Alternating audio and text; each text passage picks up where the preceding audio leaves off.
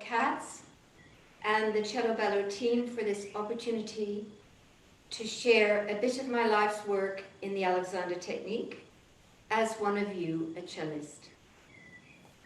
My talk today is called The Miracle of Coordination, Ease versus Effort. Now, at the outset, I need to say that I am not an expert in the Alexander technique, any more than one can be an expert in living. I'm an explorer, and for me, every day is new and every day is a discovery. Now, in the context of this talk, I should try to qualify the term ease as being just the necessary amount of effort versus the term effort, which is an overdoing or doing too much. Coordination simply means the working together of all the parts in a harmonious whole. And as for the miracle, well, when coordination is working to plan, when it is working as it should, it can be perceived as miraculous, as something that does itself. I will devote the first part of this chat to the theory behind the Alexander technique, and the second part will be practical. In other words, the application of the Alexander technique to cello playing, which is why most of you have probably tuned in. And after this presentation, there will be time for questions. But before we start, just a little bit of background. I became interested in the Alexander technique when struggling with habits at the cello which I could not change. No amount of taking apart the technique of the cello provided the answers. I finally recognized that the problem went beyond cello playing, but somehow impacted upon it. So where was I to look? As the Sufi story goes, the lost key does not lie at the foot of the lamplight, but somewhere in the dark. A few years later, I attended a music festival in Belgium, where a lecture demonstration was given on the Alexander technique. I took a couple of lessons, I bought the books, which went upon my shelf unread once I reached home. 4 years went by, and when an opening presented itself, I took down those books and I began reading. It was one of those lightning moments when one meets a profound truth, a transformation of thought, a paradigm shift. Over the next 6 years, until I moved to England to train in the work, I read everything I could get my hands on, and I took as many lessons as possible. I knew this work was a path towards resolving my difficulties, but I had no idea then how long and demanding the journey would be. There is a saying that you are called into such work with one eye open and one eye shut. Both eyes open, you would never take the first step, so daunting is the journey. And both eyes shut, you'd miss the opportunity.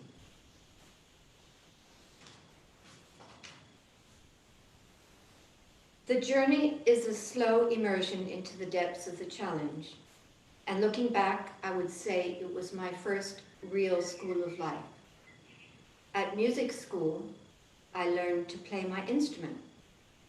In training to become a teacher of the Alexander technique, I learned about myself and my habits, my lack of attention, poise, and patience, and most of all, my disembodiment, the missing connection to my whole self. Playing an instrument for many years had concentrated my focus in my arms, hands, and fingers, and the rest of me was mostly a fog. Which brings me to the paradigm in which Western, and now Asian, classical musicians are trained. A paradigm is simply a model, a construct. So I put this one to you to weigh up and to consider. And by the way, in traditional cultures, and some Eastern cultures, for example, there are other ways of initiation into music, so this paradigm is not valid.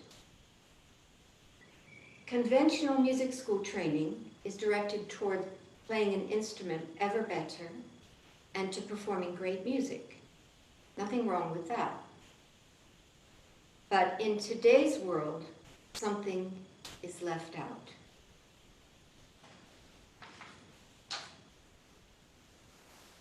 This music school model of training produced marvelous performers for over 150 years.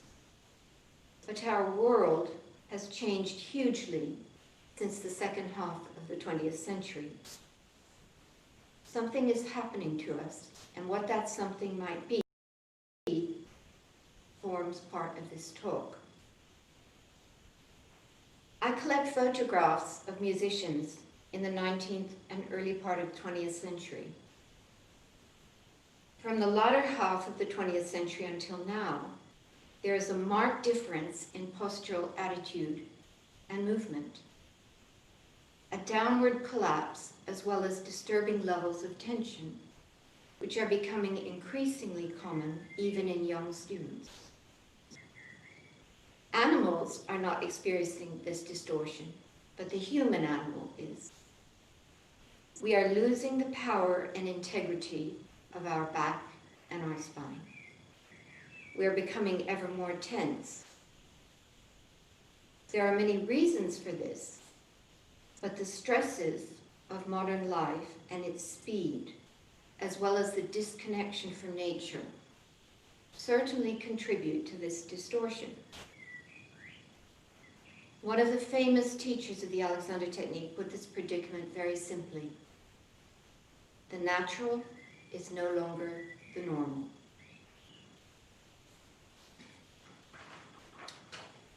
Which is why I believe the training of young musicians could benefit from a new paradigm, one which places you and your habits of thought and movement in first place.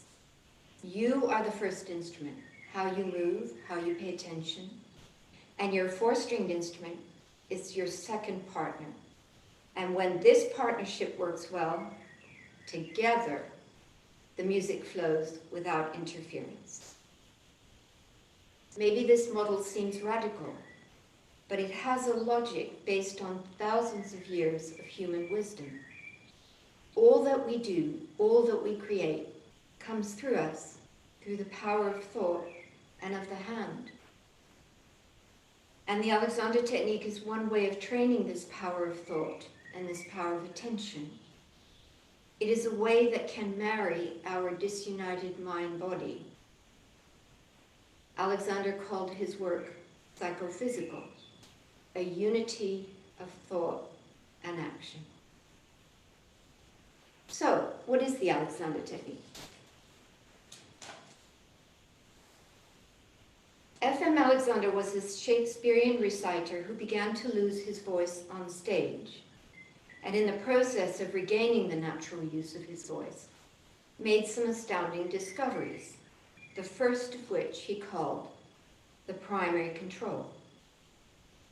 Now, the primary control is the relationship of the head to the body, this to that. It either works well for us and coordinates our movement, or when interfered with, we experience problems with our movement and worse with our capacity to pay attention and to listen. All the senses are diminished.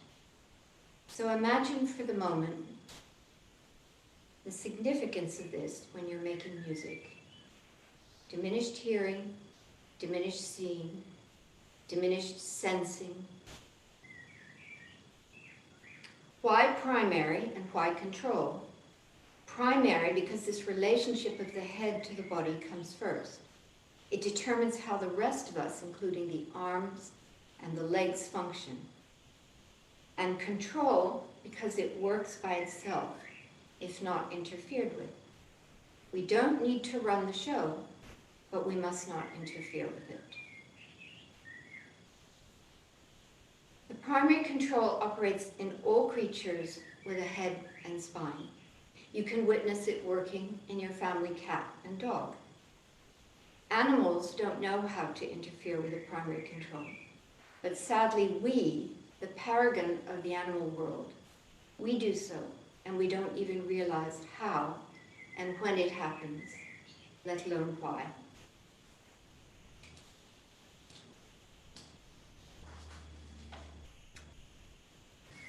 Okay, let's see how the primary control works in nature. This is a stunning example of a cheetah chasing its prey. So this is an important moment.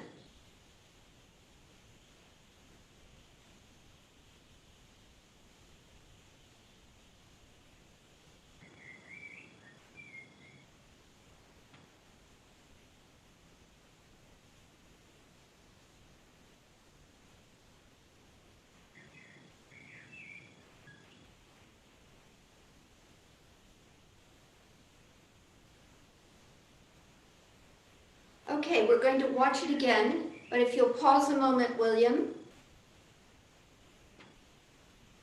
If you can notice the animal when it's running, you can see the primary control in action.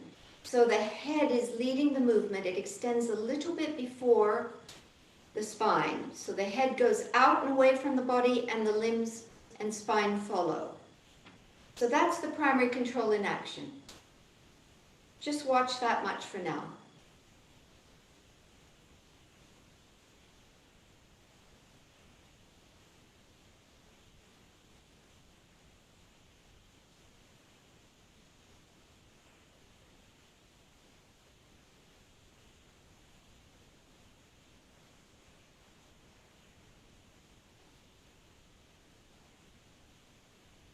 Wonderful. Thank you. Now, moving on to humans, here's how we start life, with the primary control working beautifully for us, the head in perfect relation to the body, balancing nicely, and not disturbing the spine.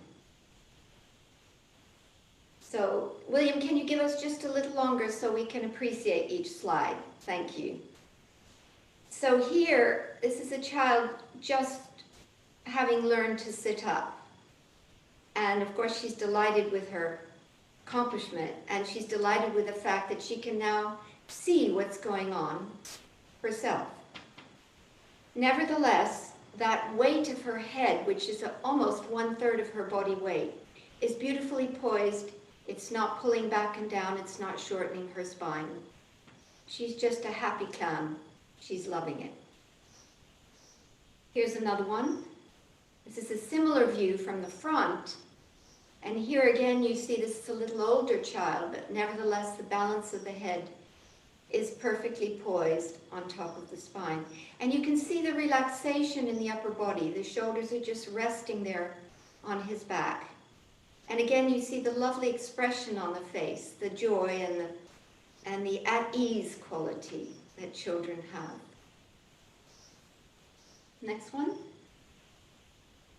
All right, this is an extraordinary shot. You wouldn't see this often, but I chose it because of the flexibility in the pelvic region. This child is reaching down into that bowl of water with a perfectly lengthened spine and very flexible pelvis. And the last one you probably would recognize as a childhood picture of Feuermann at about age 9 or 10. And there is the perfect balance of the head on the spine, which, by the way, he never lost.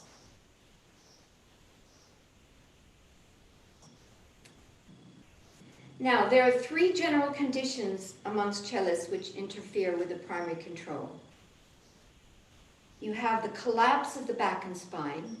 So the back and spine are rounded and collapsed. I can demonstrate this because it's not difficult. But you might be able to see. It's that kind of posture where you're sinking into the pelvis.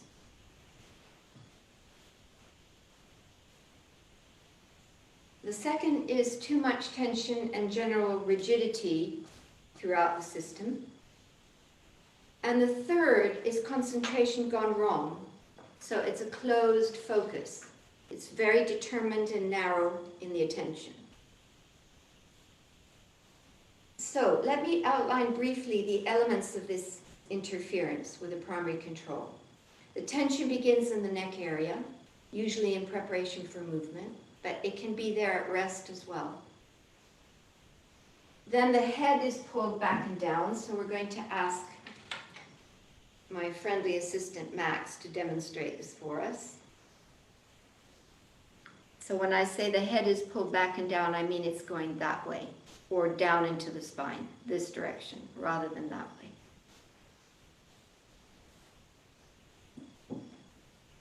The force and weight of the head, which the weight of the head is around 4.5 kilos in an adult, that's about 10 or 11 pounds, then causes a compression or a downward pull, affecting the length and the health of the spinal column. The back narrows and shortens as a result. And then this compression, of course, affects the limbs, the arms and the legs, because all the power and impulses from the brain come through the spine and into the limbs. So if there's compromised use in the primary highway, which is the spinal column, there's going to be compromise in the arms and fingers. The sum total of all these habits results in a narrowing of our attention span, the wrong sort of concentration. There's a saying in our work, our intentions create our attentions. Now, let's explore the first steps of awareness.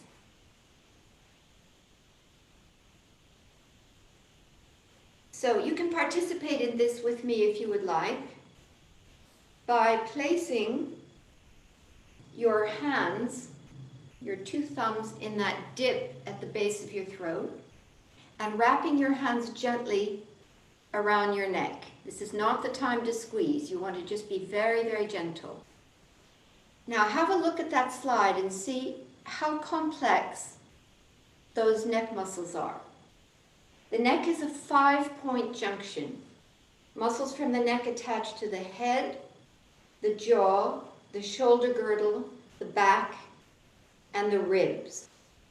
So think of this the next time you're at on a busy highway at a 5-point junction, and think about your neck. Those are all the impulses that are traveling back and forth between the head and the body. This is your key area, your neck. Good. Now, the axis of rotation of the head is just above. If you put your fingers in the soft part under your ear, and then you trace that bony bit of your skull towards the back of the head, you're going to come into the region where that joint is. But of course, it's far in from your fingers. So you can't touch that joint. It's towards the center of your head. But you can find it. We call it the nodding joint. By nodding gently with your fingers in that dip under your ears, you can turn your head to the left and right. You can turn it, swivel it around. You can turn it up and down. This is an exercise I recommend cellists do every day before you start working, just to orient yourself to where that balancing point is of the head, because it's key to the health and well-being of all of you. Can we turn to slide 8? Okay, there we go. That's a nice slide showing good head balance. Now the left hand side of the slide is healthy head balance, and the right hand side is unhealthy because you're compressing the neck right at the back and sometimes also at the front. I have something to show you about that later. Okay, slide 9. This is your spinal column. There's so much to talk about here, but there isn't time. But you can certainly inform yourself by going to Wikipedia and reading about the spine. The key thing to remember is that you've got discs in between those vertebrae, and they are springy and they are spongy. And when you press on the spinal column, you squeeze the discs. And the most vulnerable place is in the cervical spine, which is the 7 vertebrae of the neck, and the 5 vertebrae in the lumbar spine, the lower back. That's where cellists get the most pain, in those 2 extreme regions, the lowest part of the spine and the top part. And it's very simple reason in most cases is that the weight of the head is bearing down on the spine and causing compression. Okay, let's move to the marvel that's the human back. Now we have muscles called postural support muscles in the back, and they work for us. They do the work of keeping us erect and upright if we allow them to work. Now, their tendency is, as the title says, extensors, wanting to extend, to lengthen. And they keep us responsible for our full height and our effortless movement through space, and also in sitting. But it's very rare nowadays to find people sitting who use their back extensors properly. Most of the time, they're either too tight or they're collapsed. Now let's take a look at what I call the cello playing muscle in the next slide. That is your Latissimus Dorsi. In the gym, they refer to that as your lats. Those muscles are responsible, have the major responsibility of lifting your arms and moving your bow arm back and forth, in and out, your left arm shifting. There's an even better shot in the next slide, if we can show that. There you go. What a girdle. Fantastic. And the red part is the more active fibers that they use a lot of oxygen, and they can go on and on if they're used properly. And then as you get into the white fibers, it's a little bit more for stability in there. That's it. But if you can, one moment, William, just 1 second, I want to point something out. I want to show how high up that muscle goes. It goes to right under your arm. It attaches through that little wing of muscle, if you can see it on either side, into the arm. So that muscle is responsible on either side for what we call your wings, your lifter muscles. They lift the arm and you fly like an animal. Lift and power. Lift and power. Okay, let's take a look at our pelvis. All right, I've just nicknamed this for my class, for my students, your rockers and your rollers, because it's a quick way to remember it. Your rockers are your sitting bones, and they are outlined in blue in the picture. And they rest in a good balanced sitting position right on those pink discs, so they rest on the tip of the sitting bones. And then your rollers are your hip joints.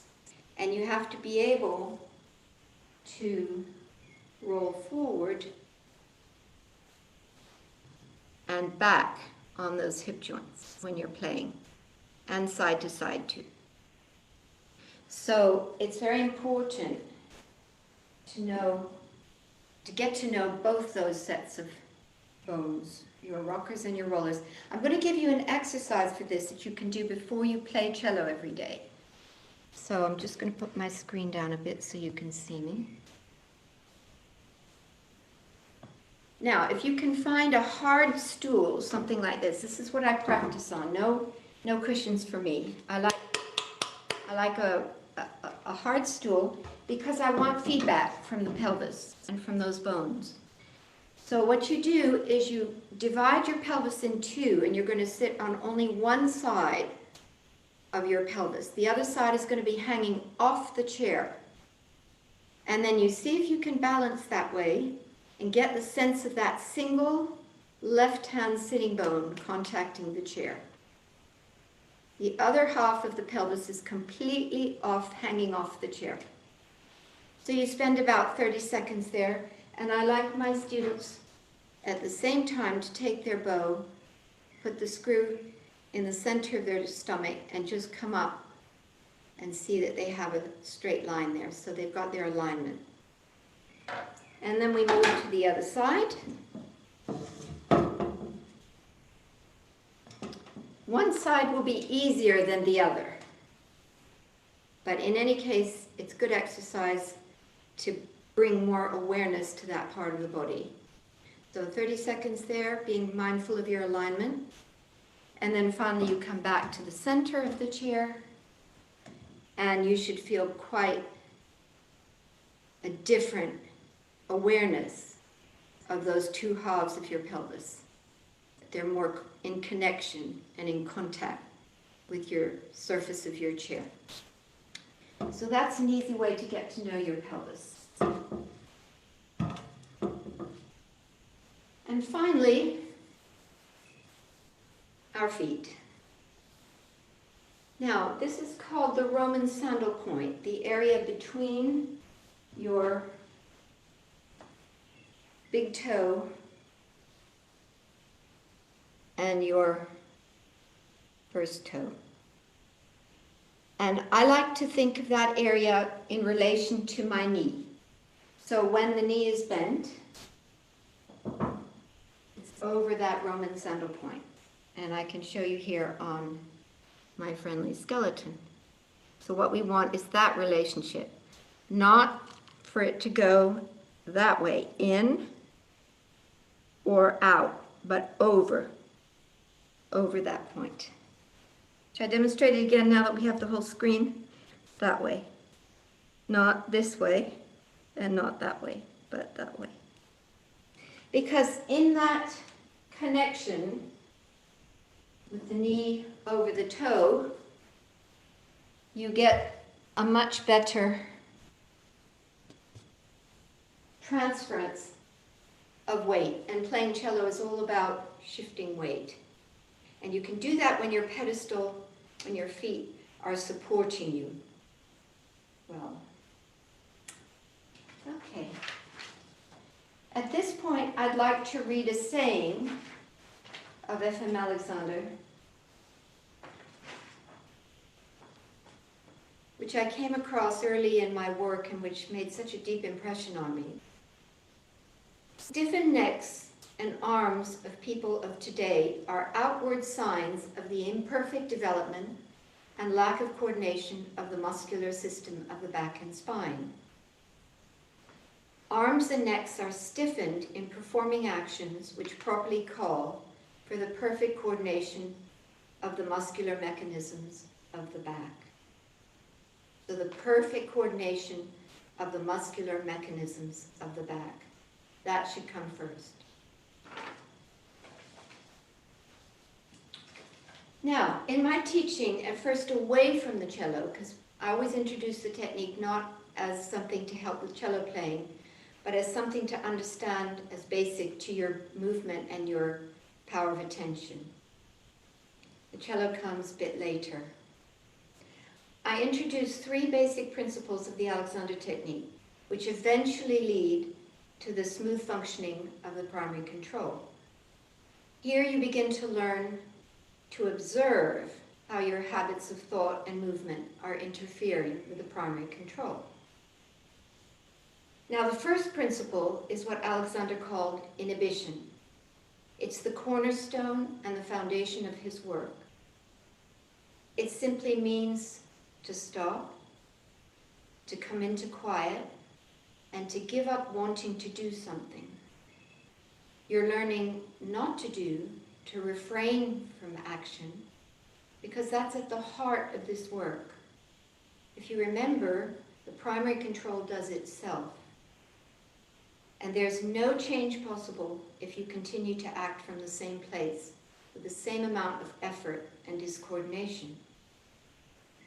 You might find a new way of doing the same old thing, but the fundamental change in the reorganization and the degree of effort is not made.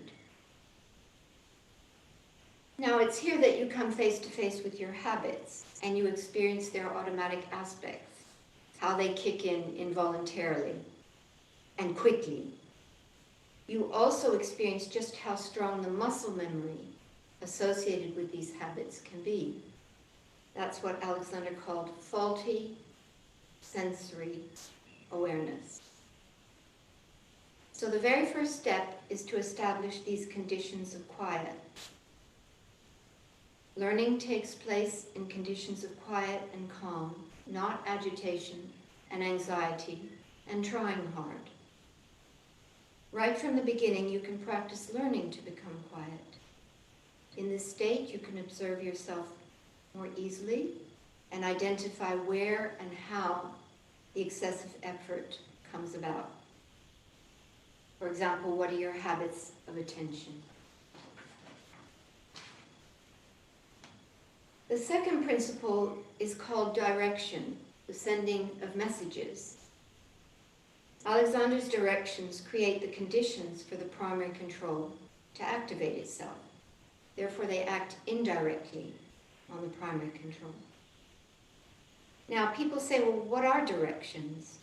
Well, if you want something from the fridge, you say, oh, I must get my lunch out of the fridge now. That's a direction. It's a direction to do something. But in this case, we're talking about internal directions, which are not about doing, but about letting and allowing. So these directions are in three parts. To let the neck be free. Remember, we talked about the neck as the central junction. To let the head go forward enough, that direction, and slightly forward, not back and down. And to let the spine lengthen and the back widen. Now you can do this little exercise with me if you like. If you make a light fist with your right hand and you tap your fingers of your left hand against the back of the wrist there. Now I want you to stiffen that wrist and pull the head back and down. That's it. This is your head, this is your neck. So you pull your head back and down and just feel the tension that arises in the arm as a result of that. If your arm were your spine, that's what's going on. There's a tightening going on through the whole spine.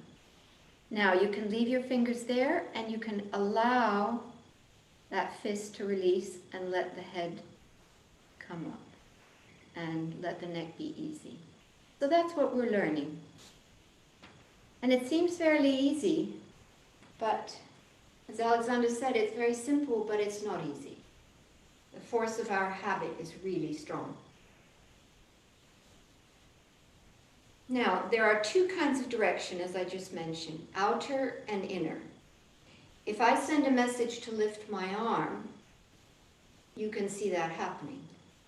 That is an outer direction. But what you cannot see until your eye is finely trained are the inner directions that go on inside that movement as I prepare to lift the arm. And those are the directions for the primary control. To let my neck be free, the head to go forward enough, the back to lengthen and widen, and then I lift my arm. So in our technique, we work from the general to the specific. We work from the head-neck-back relationship through to the arms and fingers. Patrick MacDonald, one of the finest teachers of the work, now passed away, had a lovely saying. It's really an inspirational thing. He said, let the spine light up your fingertips.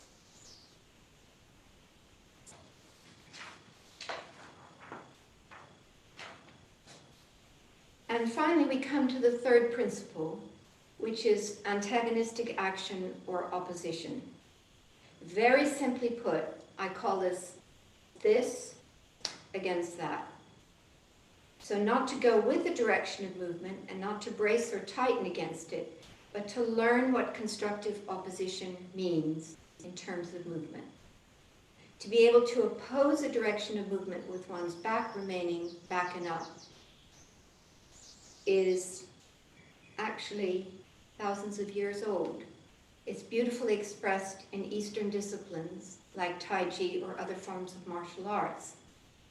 It is how our muscular system functions most efficiently. Alexander made this principle clear for the Western mind. So if I'm going to raise my arm, I have learned to leave my back and to allow the arm to be lifted from the back, so the back does not come forward with the arm along for the ride. The mindful back stays back, it's quiet in action, and it enables the movement of the limbs, much like what we saw in the cheetah when he was running.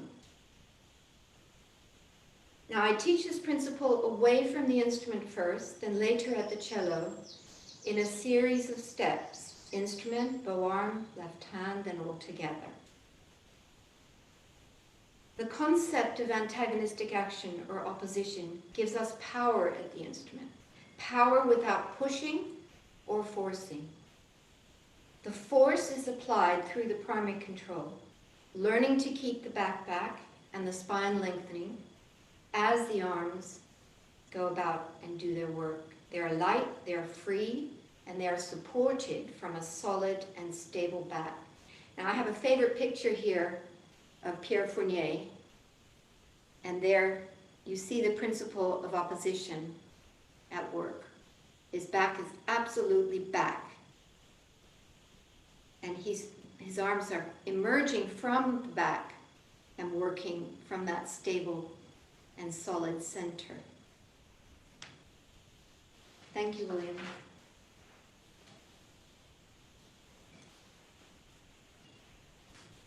At the heart of this re-education, as Alexander called it, is your awareness, your attention, and your powers of self-observation.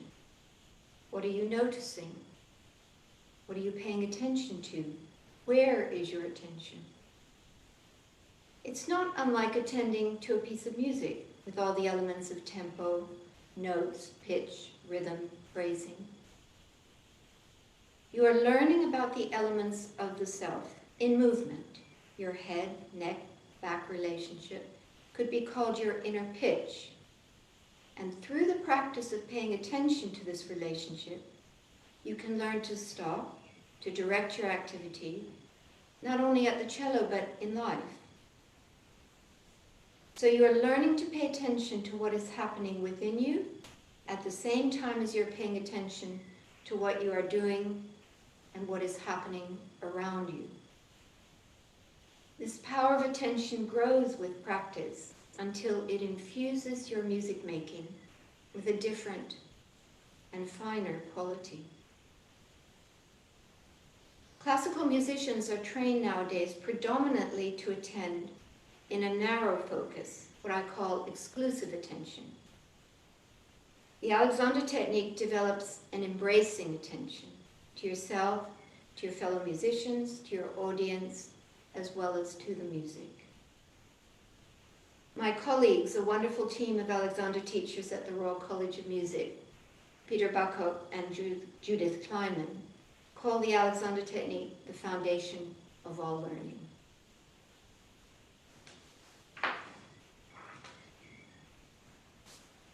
Now we come to the practical aspect of applying this work to cello playing, to the game of changing habits. Through this process, we begin to observe ourselves, to notice where our attention goes, whether we are able to stay quiet, be present, and not to close off our attention by going inside, trying to feel out what we're doing. And we begin to learn how to pay attention to not interfering with the primary control. So I'd like to start with slide number 16, if we can.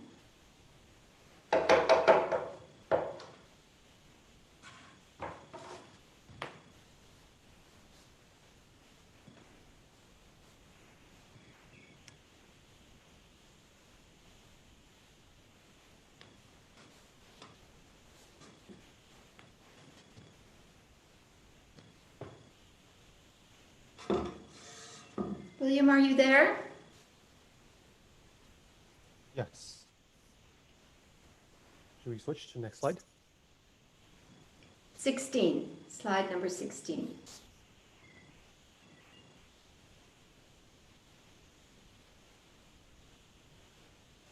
There we go. Okay. So the art of sitting up. I had never seen this young picture of Pablo Casals. He had enough hair, so he must have been quite young there. But you can see the beautiful balance that he has in the chair. And it's easier to see the sitting up with Dame Myra Hess, who's a marvelous wartime pianist, very well known here in England. There you see she's balanced beautifully on her sitting bones, and she's raising her arm completely from her back. Both of them are doing so. So that's what we're looking for when we're sitting. And I just want to mention 7 very simple things when I first worked with cellists on sitting. We're always looking for 3 essential elements: freedom to breathe, freedom to move, and free attention. Those 3 things. In other words, for the primary control to be working for us, not interfering. So, contact with the chair. Thank you, William. Most people tend to do this thing we call in the Alexander work, sitting down twice. So they sit in the chair and then they sit again. So they make the contact with the chair and then they get in the position that feels comfortable to them. So it's that and then that. And it's very strange in the beginning to be introduced to making contact with the chair and just being there without the second thing that we all do to get comfortable. You're just poised on the chair. The second thing is your connection to the ground, so your feet are resting on the floor and the floor is supporting you. Those 2 things, that thought of those 2 things can be cultivated on a daily basis to allow the foot to rest on the floor and to let the floor come up under the foot and support you. There are always 2 things you're aware of, yourself and your environment. Then you have the awareness of your whole spine, so the top of the spine, which is the balance point. Get Max here.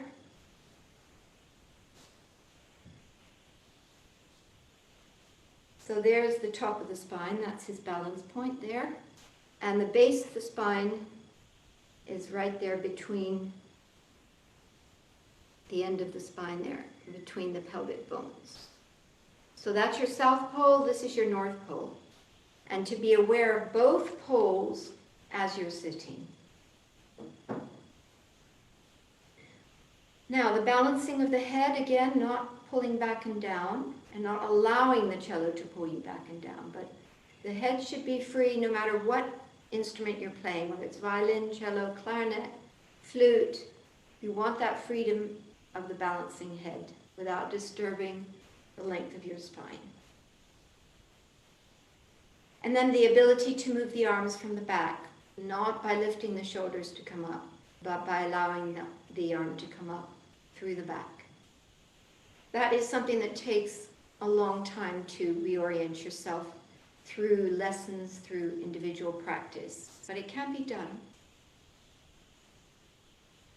The ability to separate your knees, so bringing your knees apart without arching the back, so without throwing the back forward or collapsing the back, but being able to spread the knees to prepare for taking the cello and still having that length, full length of the spine. And finally, the ability to pivot forward from the hip, back and forth, on those hip joints, free. So those are the basic things with sitting up.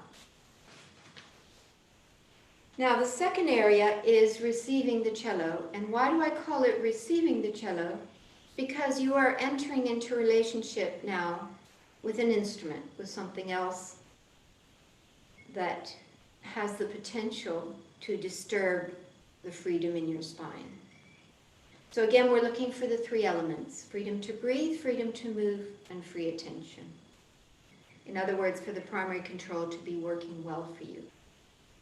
Now, I like to show my students to bring the cello in with the non-habitual hand. Normally we bring it in with our left hand, but I encourage them to bring it in with their right hand.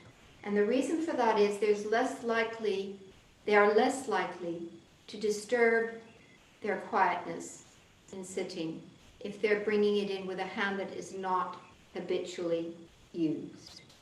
I do this with violinists, I do this with cellists, I do this with flautists. Don't use the hand you're used to, use the hand you're not used to. And then you can make your adjustments. Now, the cello is actually a pivot, and it's a pivot at the end pin, and it's also a pivot with you. So you can practice this when you first pick up your instrument before you start practicing every day. And you can sense how you are able to move at the same time as the cello is. You can rotate forward and back, and forward and back, and side to side.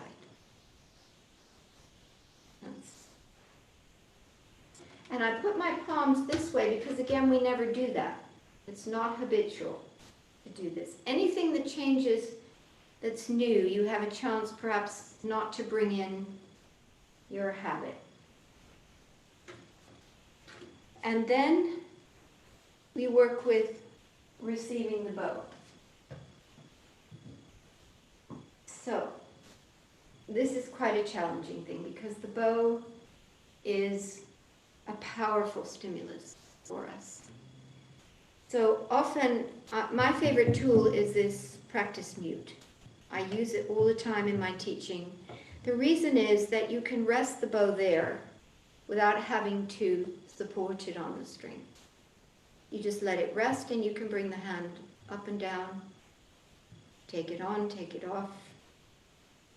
And you can work with that simple movement of coming to the bow and coming off it without tightening in the shoulder girdle. The joint for the movement of the arm is here. It's not here. So learning to move from there, that way, is very different than moving that way. You can see what's interfering there right away with the primary control is that movement. So you learn to come up without interfering. And then you learn how to actually take hold of the stick without gripping. There's a firmness which is there because you're connected to your back. The arms and fingers are being worked from the back muscles. But there's no squeezing going on and no tightening and gripping. And one of the nicest ways to practice that is with that mute, because you just let the bow rest there and you can do all kinds of things. You can do that movement. You can do across the strings, and the mute will support the bow and encourage you not to squeeze. So these are all preliminary steps, easy steps. Okay, and then the left hand.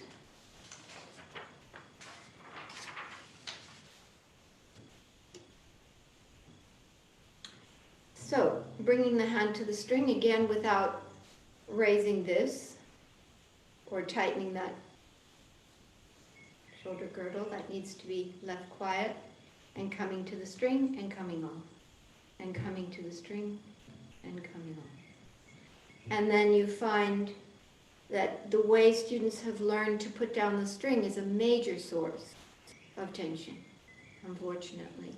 It usually is preceded by a lot of gripping in the neck.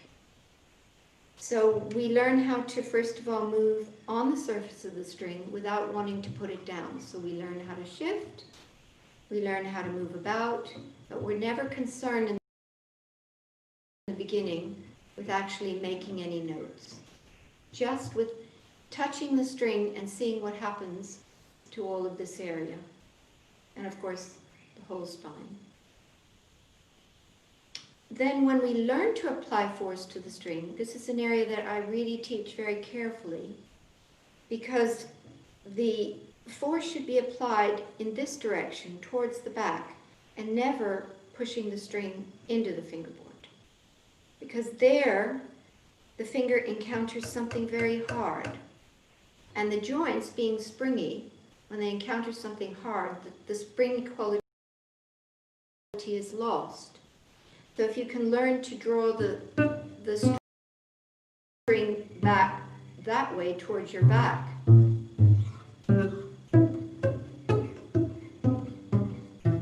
you have the freedom in all of these joints, starting here, working to the wrist, the elbow, into the shoulder, into the back, into the neck.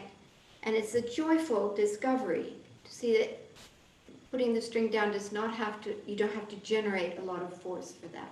You just have to use your back wisely and your primary control wisely. Now, putting it all together is a slow process, because you eventually have to teach the principles of opposition, because sometimes as the bow's going that way, the left hand is going that way, and you have those opposing movements. This against that, or this against that. You're moving that way with the left hand, and that way with the bow. But I have a series of exercises for all of this. And gradually, you can do very simple things like play an open string and play a scale. Getting into relearning your pieces is another level, because especially if you've spent 20 years playing a piece and you have your way of playing it, and it involves a lot of distortion in the body, to take that apart, you have to have great patience. But it starts, as I said, it's a journey. It's a step-by-step journey. Now, to summarize, musicians depend upon good coordination to carry out their work successfully. And the Alexander technique is a means of understanding those mechanisms of coordination. Nature works as a whole, not in parts. So bringing about coordination as a whole is our aim. And the unifying principle is the primary control. Coordination works well when we do not interfere, and the technique helps us to prevent the wrong thing from happening. It doesn't teach us to do the right thing, but it teaches us where we're going wrong and how to stop that, because the primary control does it for us. Now, in closing, I would like to read some words of Pablo Casals, who is very close to this way of thinking. Came across this in a book called Conversations with Casals by Corridor. If you haven't read it, it's a little gem and it's worth acquiring. So the question that he puts forward to Pablo Casals is this: do I understand that the necessary impulse to produce these flexible movements must come from the center of the body? And Casals answers, this is, I believe, a theory entirely my own. At least no one ever talked to me about it, not even Monasterio. Only this impulse, coming from the center of the body instead of each extremity, will group the different movements into a unified whole, producing better results and less fatigue. This impulse, coming from what I call the center of the body, is rather like an image of what I feel at the time.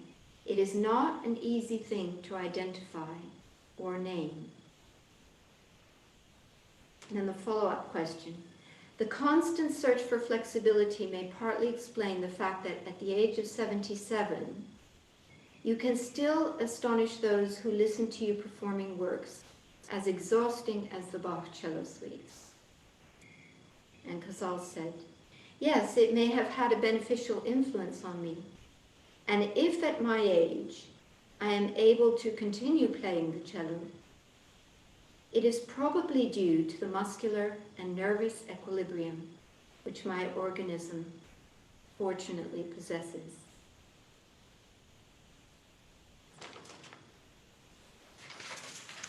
And there we have it. I'm open to questions.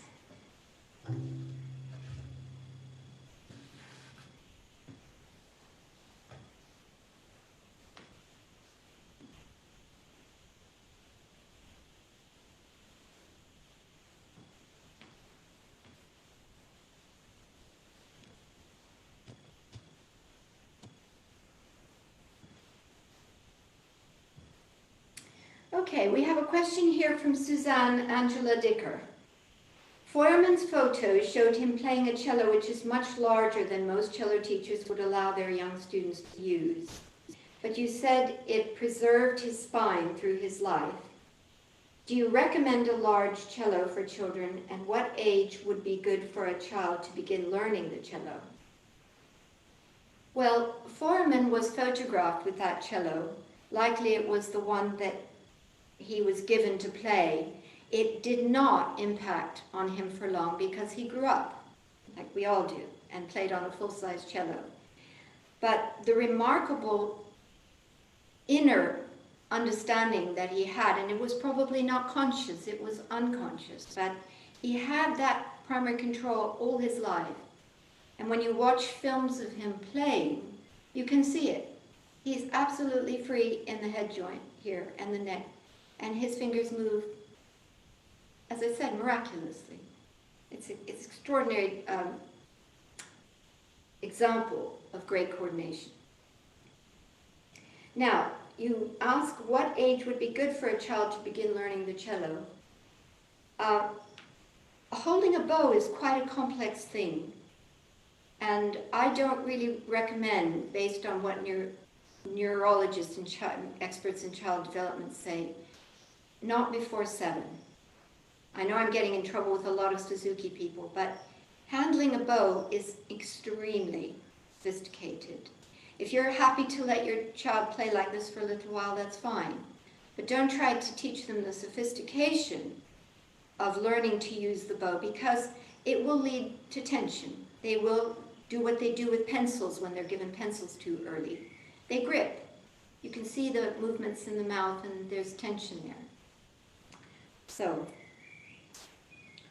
another question from Christian Guandic.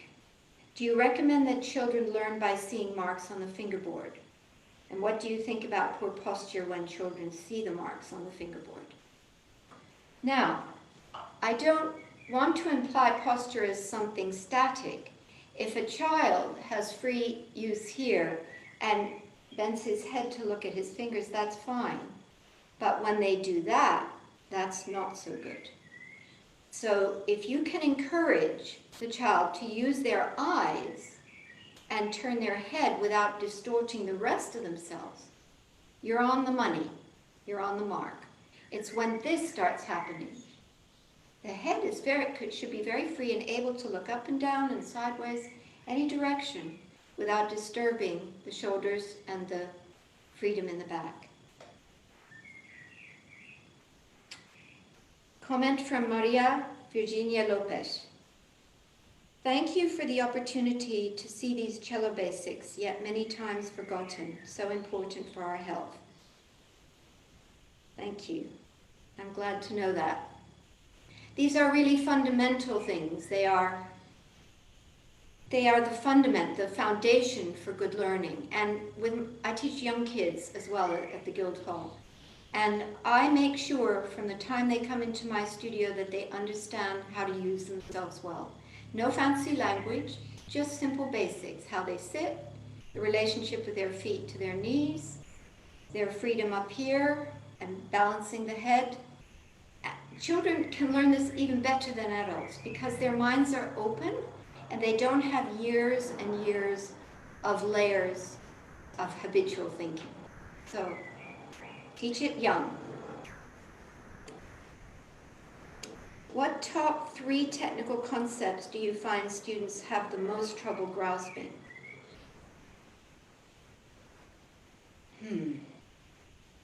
Well, my talk today was not really about cello technique. It's about the use of the self, what Alexander called the use of the self, how you use your whole self. Now, if you're using yourself well, grasping cello technique the concepts of it, should always be in function of your good use. And it's not so complicated. If holding the bow is always an issue, but if students understand, if I take their hand and guide them to holding the bow, and they see the effort they need, and I encourage them to come back and leave their backpacks. I put one hand there on their back and the other on their bow. They can learn to pay attention that way, as well as to what their hand is doing. And then they understand that they've got an engine here in their back, and that engine powers their hands. So once that's understood, they're not trying to make the power at the end of the chain, they're making it at the beginning of the chain. Then the concepts of cello technique are much easier to understand. Do I have any physical exercises to gain control of your vibrato? I've understood the foundations, but my arm has a tendency to vibrate faster than I intend. Well, I would go back and look at the connection between your shoulder, here, the arm, and the back. That's where I would begin. And I would stop trying to vibrate first and just understand that quiet connection as you come up to the string. Because if this is tight, you will not have control of the end of the lever here, which is the hand and fingers. You go back to the source and then work through to the ends of the hand. I hope that's helpful. For cellists starting to use thumb position, after a short time they experience tension and feel exhausted, what would you recommend? Short periods of practice, relaxation, others. Well, the first thing I would do in thumb position is teach, of course, at the harmonics, so they don't have to press the thumb down at all. If they're feeling tension, again, I would go back to what's going on in this area here. Because if they raise their shoulder to go up into thumb position, after a while this will become very fatigued, this area. They need to learn to come that way, from their back and through, and then place their hand there and start them working. And that usually is not fatiguing. So go back to the source of where the power is in the back and watch what's happening up in this area. This is a wonderful question. Can you give suggestions for how to sink into the A string at the tip without excessive tension? This is a question, one of the questions that led me into the Alexander technique, because I was always told my arm is too short and that I am not able to make it to the tip. Well, nothing could be further from the truth. That might be conventional thinking. But if you learn how to rotate your body, so when you're here at the frog, you're looking to your left and your weight is on that right foot. It looks like the left to you, but that's my right foot. And as I move out, I'm rotating my spine.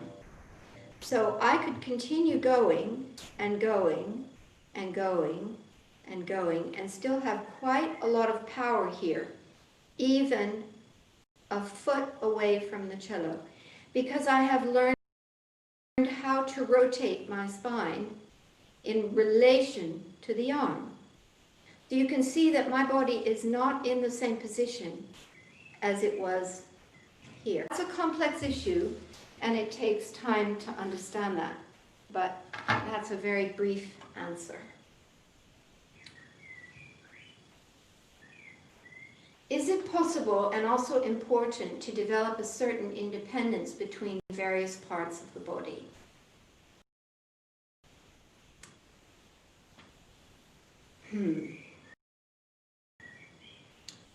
Is there any part of your body that's not connected to another part? Think about it. Your central nervous system is connected to every bit of you. Your muscular system, even though you may have muscles that are specifically connected from here to there, there are still ramifications for their work from here to there. So I think it's better to learn the term interdependence rather than independence. So the freedom comes because the hierarchy has been well established. The head, neck, back is primary. The limbs are secondary. And then you have your tertiary bits, your fingers and toes, which depend on the good organization of the first two, of the primary and secondary bits. So I would say if you change your paradigm, or consider this paradigm, that interdependence is more valuable than independence. Independence implies that there's not really a stable and solid relationship between all our parts. I have another question here. I have found that the more I try to feel my body, particularly hands and arms, the more my primary control goes awry. Is this the narrow focus you described, and how can I counter this? That is a very good question. I assume you have some experience, Maria, with the Alexander technique. The technique is not about trying to feel something. It's about learning not to interfere. And the trying to feel is the part of you, it's your habit. Your habit is asserting its dominance by making you feel like you must do that. So you're losing the connection with the primary control anytime you try to feel what the parts are doing. And that's why I emphasize the quietness, because when you come back to quiet, the body sorts out its coordination, and you can trust the working of it. And if you're having trouble with your arms and fingers, go back to the primary control and to that quiet state.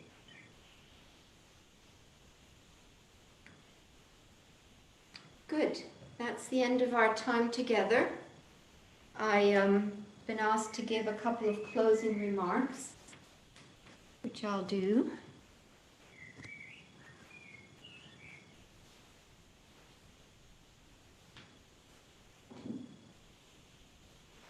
I'd like to say that this has been what the English call a potted history, a little pot of a very big subject.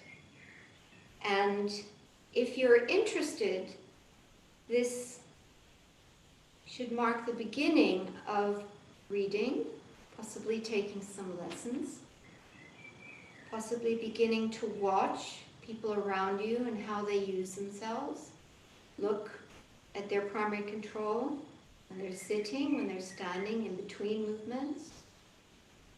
And to think about this talk as just a taste of the vastness and the importance of this work. It's a huge world to explore yourself and how you're made and put together, and what your thinking patterns are and your habits. But it's fascinating. After all, who's more interesting than you? And Oscar Wilde, the great Irish poet, he said, to love yourself is the beginning of a lifelong affair. And I would just say to learn about yourself is the beginning of a lifelong affair. So good luck and Godspeed on your journey. Bye for now.